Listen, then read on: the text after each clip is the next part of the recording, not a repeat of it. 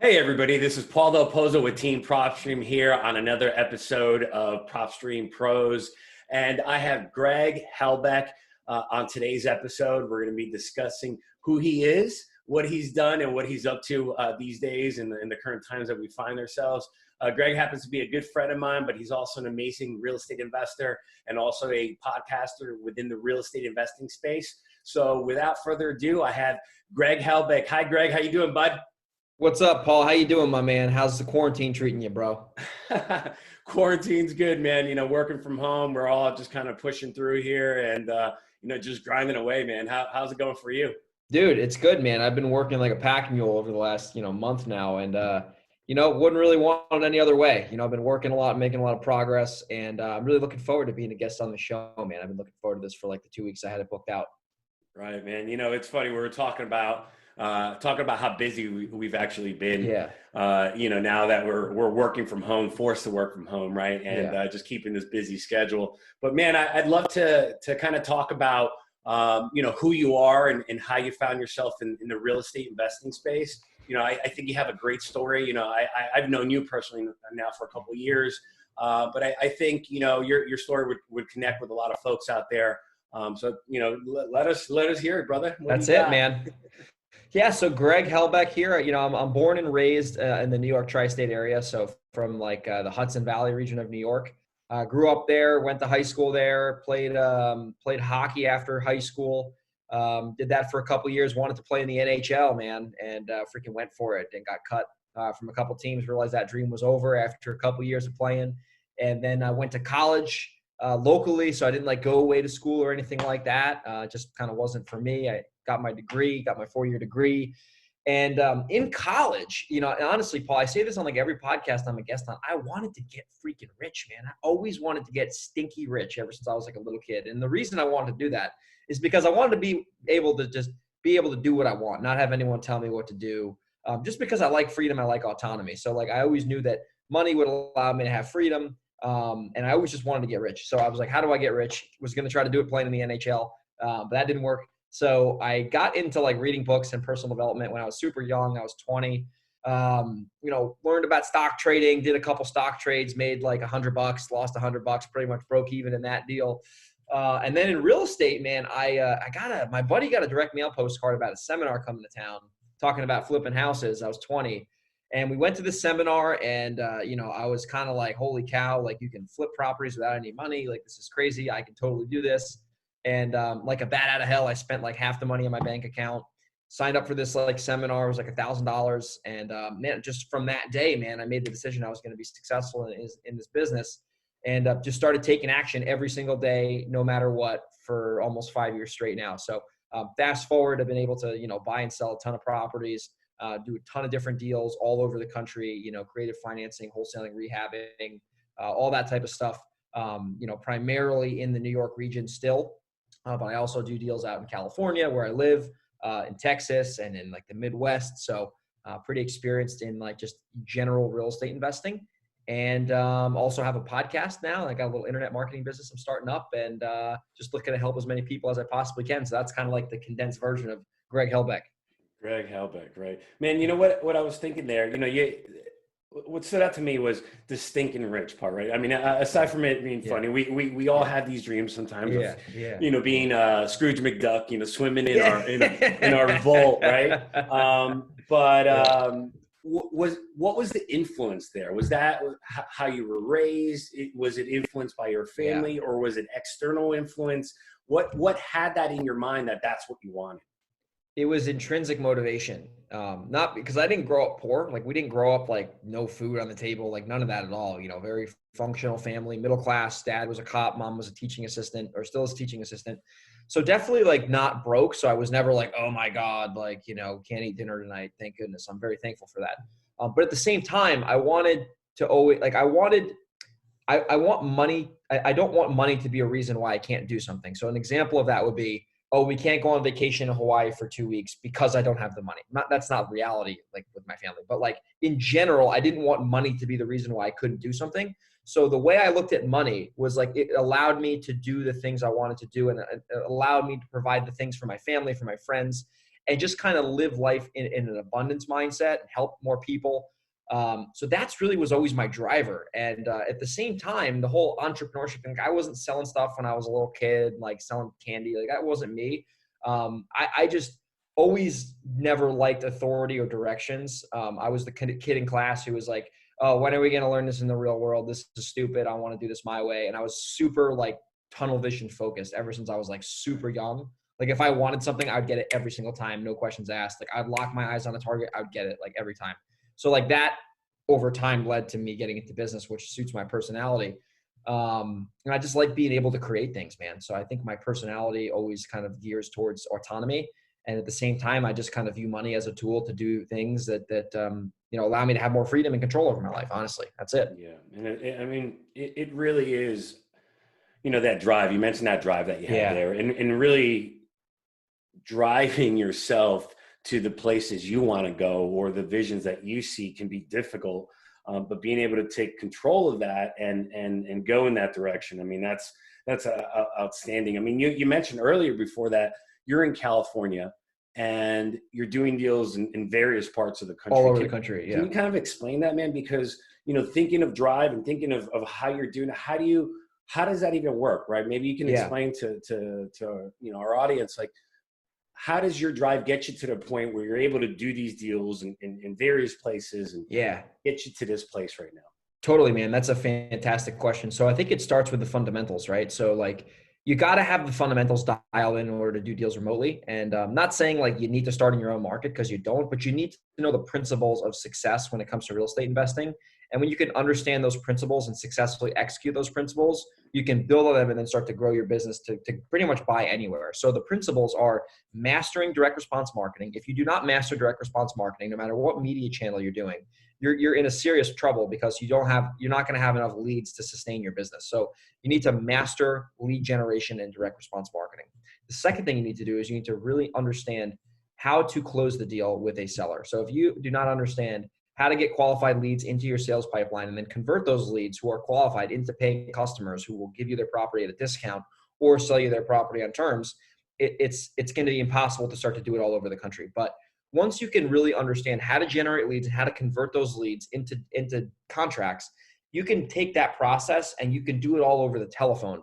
And that was a huge barrier that I had to overcome a couple of years ago, was going from belly to belly appointments to buying a house over the phone.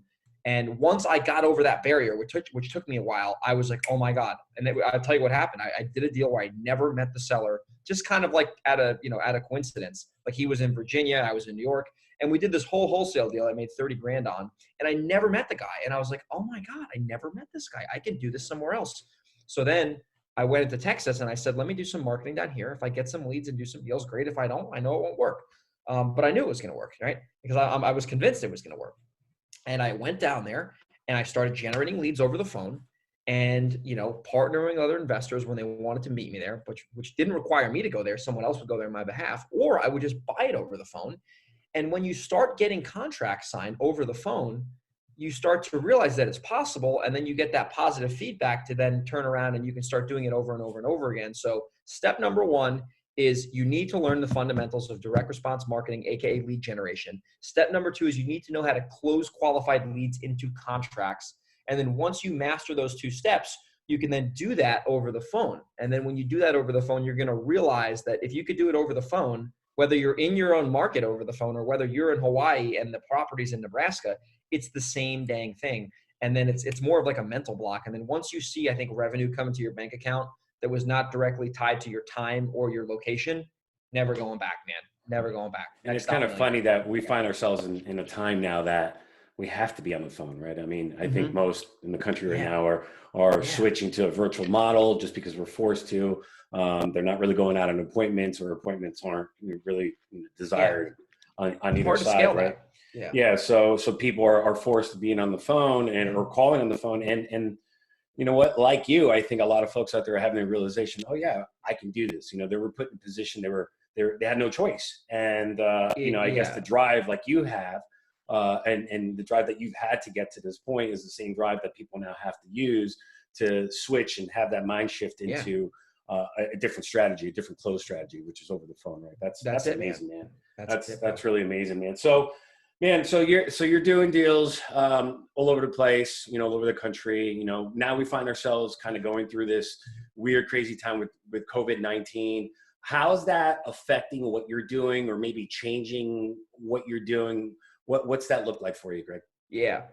So with the virus happening now, I'm just way more like disciplined in my numbers. Like I used to, like when the market was really hot, I would take some big chances sometimes, and I would just like write a check and buy, because like I started wholesaling and then I saved a lot of money up to then start buying properties and flipping them, sometimes with my own money, sometimes raising money. But I was much more aggressive before this virus, to where I'd say, you know what, dude, let's freaking just go for it. And we would write a check, we buy the property, or we go borrow the money, but I'm not doing that as much now. I'm funding deals that are truly good real estate deals that I can rent if they don't sell, and I can pay my lender back. If it doesn't sell, I can refinance with a bank. So I'm underwriting a lot more kind of conservatively.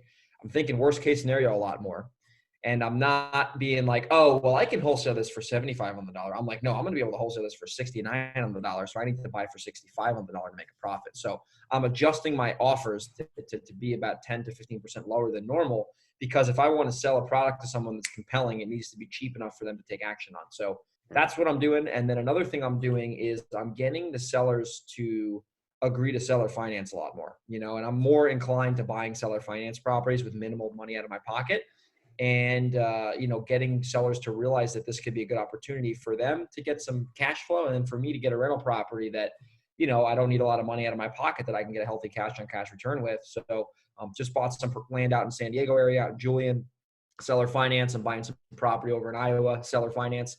Got some stuff going on in Oklahoma, seller finance. So just really kind of being more open to that idea of picking up properties and doing it on seller financing terms, which can be beneficial for the seller and beneficial for the investor. Right. Yeah. I mean, it sounds to me, it was, you kind of took a look at what was happening, looked at your strategy, maybe shifted it, pivoted a little bit, looked at some of the ways that you were picking up or looking at the properties, and adjusted a bit there. And that's always important, right? Whether it's, during a shift in market, or just, even on a hot market, right? For us, how it's been all these years, you still have to look and adjust and pivot and assess what's going on. Not just always stick to the same plan that's gotten you there. Exactly, dude. That's kind of what I'm hearing you're doing a bit there, Greg, man. Got to be willing to pivot, man. If you're not willing to pivot, like a good example on that, dude, I was doing some marketing a couple of years ago before there was like skip tracing, and the skip tracing was brand new. No one knew about vacant houses, dude. I was going into like markets like Dallas that are hyper competitive, locking deals up on the phone for $30,000, $40,000 wholesale fees effortlessly with no competition. That eventually became a little more mature. That strategy still works, but doesn't work nearly as good as it did 2 years ago. So I'm willing to adjust and adapt. So what's working today might not work tomorrow, but there's going to be something tomorrow that will work. You just got to be on your toes and get involved in the next thing that's going to be able to add the most value. Right. Yeah, man. And being inside and forced to look at our businesses and our operations, have you looked or picked up any other, efficiencies or ways to communicate with sellers or buyers, or is there anything that you've adjusted to right now? Totally, man. So with sellers, I mean, obviously, doing electronic signatures is something that's a game changer. Doing it and showing them that you can do it electronically, and it's beneficial for them and it's beneficial for you. That's a way I've been able to communicate with sellers. Another thing I do now is with buyers or people that I'm getting involved in transactions, I'm willing to pay people to go look at properties for me, and they don't have to be real estate investors. They could be, people who are on Craigslist or whatever. And you could pay somebody $50 to $100 to go look at a property, take pictures. And now all of a sudden you have all the pictures you need to freaking sell that thing. And you never need to go there, and you add value to someone else by paying them $100 to take 20 minutes out of their day to take some pictures. But at the same time, you just got, valuable information that you need to sell. So it's finding people who can go on your behalf when you're in a remote market, using electronic signatures. And I think really good phone skills just help too. I mean, I think knowing how to talk to people on the phone and having the right conversations, they're not all going to be perfect, is really powerful, because you'll be able to like close deals that are closable, and then you kind of have like control over your income in some sort of way, assuming you're getting the leads. So that's like another big powerful thing, is just getting good on the phone and realizing that you can be almost as effective on the phone than you can in person, and it's easier to scale that. Right. Being in multiple markets, man. So Yeah, man. what do you do for your data, and what are you doing for your, due diligence on the properties?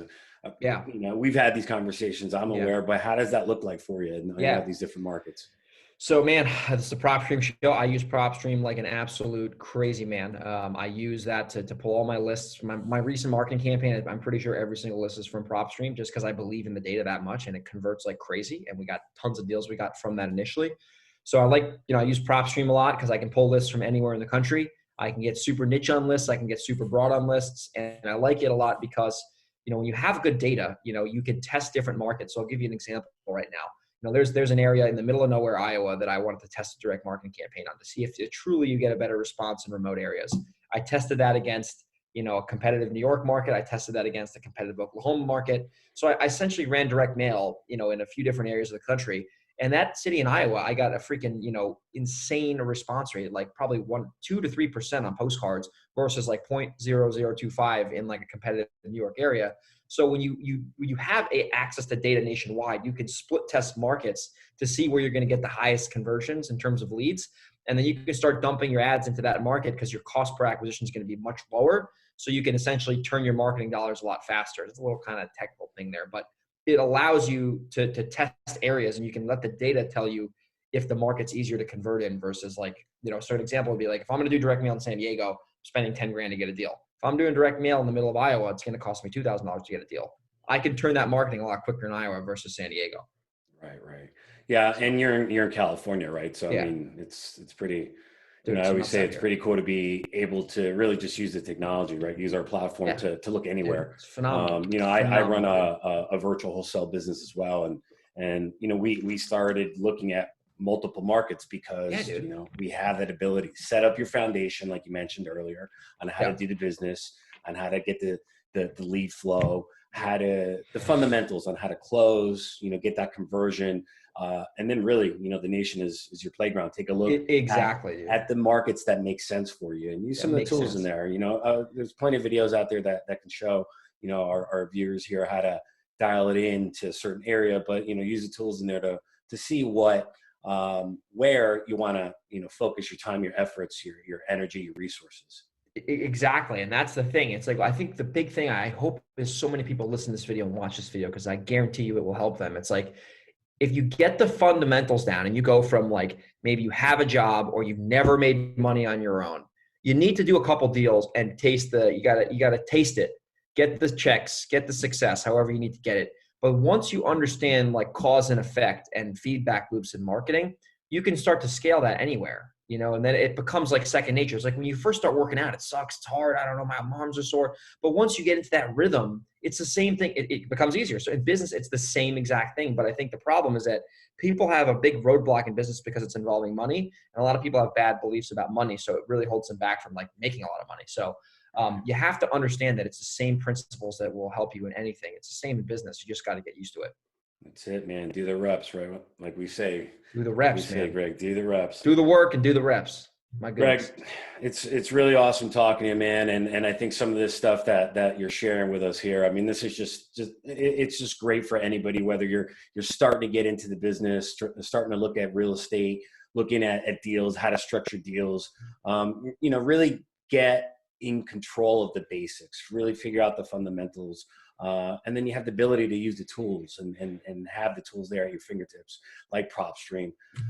So I'd love, if you could tell us, Greg, where the listeners could to reach out to you if they need to get a hold of you or have any questions, where can they get a hold of you?